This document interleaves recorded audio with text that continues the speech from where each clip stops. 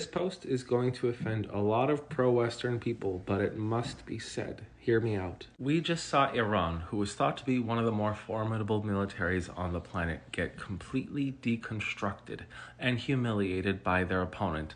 They were heavily infiltrated by spy networks, their weapon systems were pretty much crippled, their communication networks were down, their military leadership suffered major decapitation strikes, and Iran is set back at least 1 or 2 decades because of this assault that just took 12 days or 13 to conduct. This plan started being constructed in 2007, so this has been 18 years in the making, and it was wildly successful.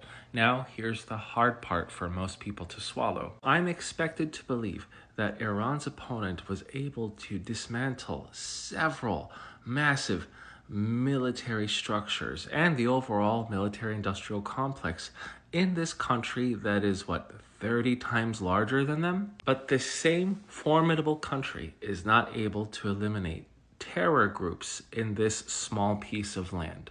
Really? An entire government has just been horrendously shaken to its core, where the world doesn't know if it's even going to last.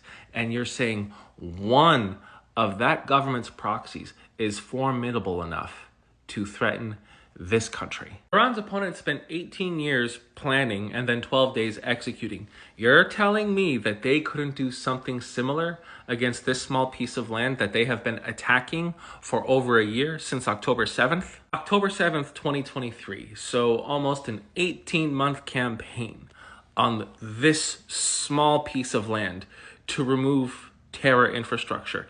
I'm sorry, I don't buy it. No one with a modicum of common sense buys that argument. So what on earth is really going on? We were heavily bombarded with the information, which I believe to be true, that Iran was struck in such a precise way that it's kind of revolutionized this form of warfare. Iran's opponent was nothing but calculatingly precise, able to minimize a lot of civilian casualties.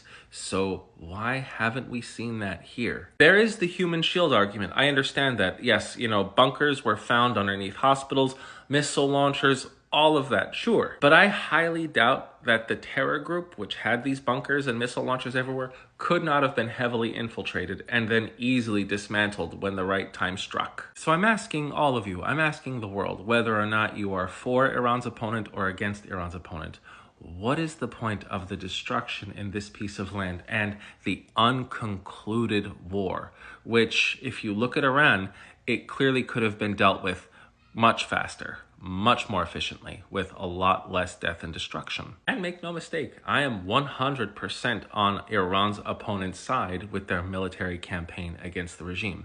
I want the regime to fall, but I want to know the excuses that Iran's opponent is giving for why the campaign in this small piece of land that begins with the letter G is still ongoing. I am the Geo Husar, and while I traditionally side with the West, I prefer the truth over any Western or Eastern agenda. Thanks for watching.